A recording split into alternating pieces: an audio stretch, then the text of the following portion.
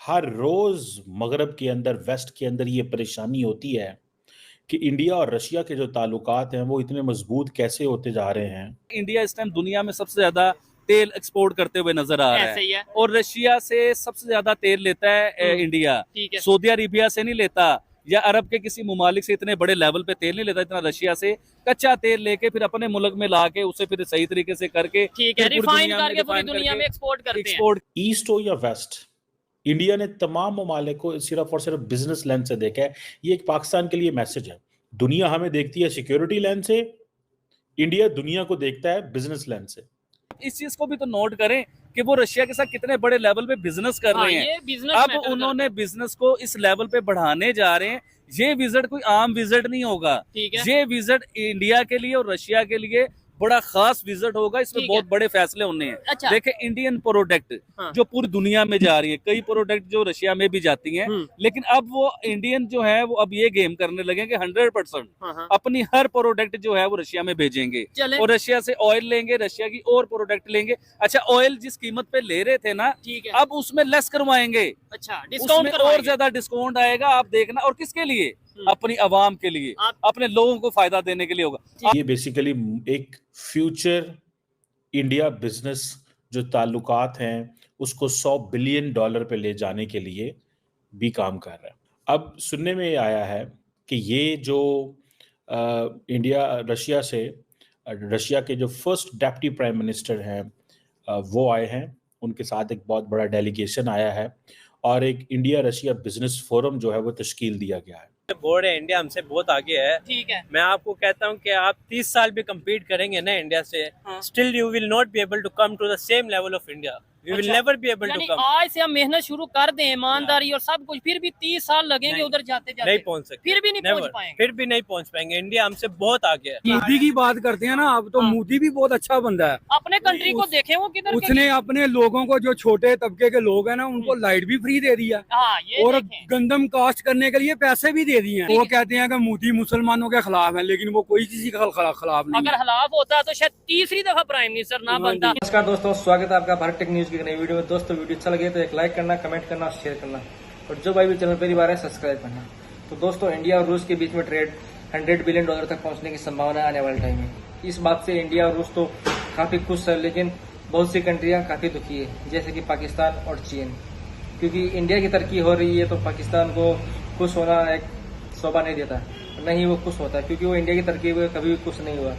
और साथ साथ में चीन भी इंडिया और रूस से जलता है, क्योंकि चीन इंडिया और रूस से आगे जाना चाहता है, लेकिन इंडिया और रूस की दोस्ती जब तक एक रहेगी तब तक चाइना इन दोनों का कुछ भी नहीं बिगाड़ सकता और अमेरिका भी इन दोनों का कुछ भी नहीं कर सकता।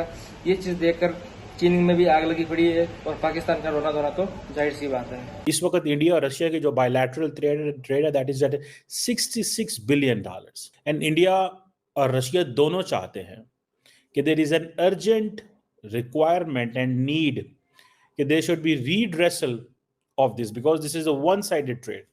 क्योंकि सारे के सारे जो बाइंग है वो इंडिया का रहा है। इंडिया तकरीबन $35-40 अरब का जो है वो सिर्फ तेल खरीदता है, उसके अलावा कुछ और चीजें खरीदता है। बाकी आप समझ लें कि $15-20 अरब की जो एक्सपोर्ट है वो इंडिया कर पाता है। लेकिन इंडिया ने, एक तो ये चीज हो गई, दूसरी चीज इंपॉर्टेंट ये है कि इंडिया ने इस फोरम पे दोबारा कहा है कि वो जो international north south transport corridor है उसकी बात हुई है और ये कॉरिडोर जो है, ये याद रखें, ये बड़ा इंपॉर्टेंट है for the connectivity of the projects. देखिए, फिर बातें जब होती हैं तो आपको पता है फ्रस्ट्रेशन शुरू हो जाती है लोगों को वेस्ट के अंदर। और वो फ्रस्ट्रेशन क्या है कि एक तरफ international north south transport corridor है starting from the Vladivostok Russia से चेन्नई तक, and this is a sea lane. दूसरी तरफ अगर आप देखें तो there is an India Middle East Europe economic corridor. ये इंडिया ही ये कॉरिडोर बना सकता है, ना पाकिस्तान बना सकता है, ना चाइना बना सकता है, ना अमेरिका बना सकता है, क्योंकि इंडिया ने अपने ताल्लुकात जो हैं ऑन दिस प्रीमाइस कि there is a multi alignment, strategic autonomy and multi alignment. ये इंडिया के पास दो वर्ड्स हैं। वो कहते हैं कि हम दो काम करेंगे, हमने मल्टी अलाइनमेंट भी करनी है, स्ट्रेटेजिक ऑटोनॉमी पे फोकस करना। सो ये चीज जो है that gives them lot of weightage उनको मिल रहा है। हमने, हमारी जो अलाइनमेंट है वो सिर्फ रशिया के साथ नहीं है, हमारी चाइना के साथ भी रखनी है, हमने अमेरिका के साथ भी करनी है। सो ये चीज़ जो है ये मल्टी अलाइनमेंट की बात हो रही है। सो यही चीज़ है कि international north south transport corridor के ऊपर भी काम हुआ, ठीक है जी।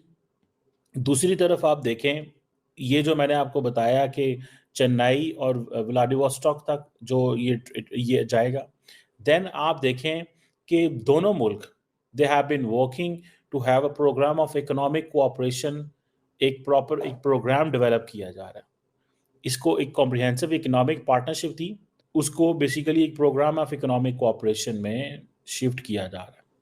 अब क्वेश्चन ये है कि ये जो इंडिया को एडवांटेज एंड एज है कि वो कह रहे हैं कि हमने सिर्फ इकोनॉमिक डोमेन्स में नहीं, नॉन इकोनॉमिक डोमेन्स में भी जाना है, सोसाइटियल लिंकेजेस बिल्ड करने हैं इंडिया और रशिया ने। इंडिया बार बार कहता है सोसाइटियल लिंकेजेस, लेकिन सारे इंडियन जाना वेस्ट चाहते हैं। Everybody wants to go Europe and America and Canada and Britannia and Australia, कोई जाकर रशिया रहना नहीं चाहता। बहरहाल ये कुछ ऐसी चीज़ें हैं। देन फिर जैसे India Eurasian economic union trade है जिसमें भी नेगोशिएशन चल रही हैं। फिर एक जो है वो बायलैटरल फोरम भी है दोनों मुल्कों के दरमियान, जो कि अप्रैल 2024 में शुरू हुआ, उसके ऊपर भी नेगोशिएशन है for bilateral investment treaty. Then India ने रशिया को इस चीज़ पे भी राजी कर लिया है कि रशिया जो है वो इंडिया के अंदर मेक इन इंडिया पर फोकस करेगा। मैं आपको बात बताऊं, हम पूरी दुनिया को कन्विंस करने की कोशिश कर रहे हैं ना कि वो पाकिस्तान के अंदर चीज़ें बनाएं, लोग नहीं बनाएंगे। लेकिन इंडिया ने इतनी कंपेन की है पिछले 10 सालों में, campaign, political stability, support from the system, बाहर से पैसा आया है, इंटरनली लोगों को पता चला कि बिजनेस ओरिएंटेड सोसाइटीज़ है और वो सारा चल पड़ा। अब एक तरफ वो इन्वेस्टमेंट ट्रीटी करना चाहते हैं रशिया के अंदर कि यहाँ पे आके इन्वेस्टमेंट करना। देन फिर एक और चीज़, नेशनल करेंसीज में ट्रेड। आपको पता है इस वक्त रशियंस के पास इतना ज़्यादा इंडियन रुपया की आपकी सोच है, because much of the oil which India is buying they are buying in Indian currency. So वो इंडिया को एडवांटेज क्या कि वो सारे का सारा पैसा इंडियन बैंकों में ही पड़ा हुआ है, बट रशिया का पैसा हो, but that is an Indian banks. Russia को ये भी है ना कि उनके ऊपर सैंक्शंस लग जाती हैं, उनके लिए मसले पैदा हो जाते हैं। जैसे रशिया का 300 अरब डॉलर जो है वो अमेरिका ने जो है वो उसको ब्लॉक कर लिया, $300 बिलियन। वाई? बिकॉज वो सारे का सारा पैसा वेस्ट में पड़ा हुआ था। अब इंडिया, अमेरिकन अपने डॉलर की जो करेंसी है उसको बेसिकली वेपनाइज करते हैं, इसीलिए रशियंस कहते हैं कि ये पैसा हमारा इंडिया में पड़ा तो that is safe. But on the contrary वो इस चीज में भी परेशान है कि हम इस पैसे का क्या खरीद सकते हैं इंडिया से, जो चीज इंडिया को चाहिए। अब अमेरिकन क्या है, इधर अमेरिकन आ जाते हैं। अमेरिकन इस चीज को मेक श्योर कर रहे हैं that the cooperation between the Indian and the Russian military should not be at the expense कि जो अमेरिकन टेक्नोलॉजी है वो इंडिया है और इंडिया से रशिया पहुंच जाए। ठीक है, इंडिया से रशिया पहुंचे, अगर ये चीज होती है तो वो तो उनकी हर चीज कॉम्प्रोमाइज हो जाती है। So they will never work on this, वो कभी इस चीज पे काम नहीं करेंगे। यही वजह है कि अमेरिका से जो टेक्नोलॉजी ट्रांसफर का सारा प्रोजेक्ट है वो इंतहाई स्लो है। एंड अमेरिकन ये कहते हैं, अभी फॉर एग्जांपल जनरल इलेक्ट्रिक ने इंजन्स बना देने थे जो इंडिया ने तेजस फाइटर जेट्स में लगाने थे, लेकिन अमेरिकन ने नहीं दिए, सो इंडिया को खुद ही अपना अरेंजमेंट करना पड़ा। तो देखा आपने पाकिस्तान का कैसा रण चल रहा है। मेरे एक चीज समझ में नहीं आती यार, कभी भी कोई भी कंट्री अगर तरक्की करता है तो दूसरी कंट्री को क्यों ही जलन होती है, क्यों ही दुख होता है, मालूम नहीं। पाकिस्तान का यही हाल है, जब से हमने देखा है पाकिस्तान ऐसे ही रोता रहता है। अब मालूम नहीं पाकिस्तान क्यों रोता है, कभी भी वो अपनी तरक्की के लिए नहीं रोता है, वो भारत की तरक्की क्यों ही इस चीज को लेकर ही हमेशा उसका रोना धोना चालू रहता है। वो कभी भी अपनी तरक्की पे ध्यान नहीं देता कि मेरे को तरक्की कैसा करना है, हमको क्या करना चाहिए, क्या नहीं करना चाहिए। बस भारत कुछ कर रहा है, क्यों कर रहा है। तो दोस्तों वीडियो आपको कैसा लगा, वीडियो आपको अच्छा लगा तो एक लाइक करना, कमेंट करना और शेयर करना, और जो भाई भी चैनल पहली बार है सब्सक्राइब करना। जय हिंद, जय भारत।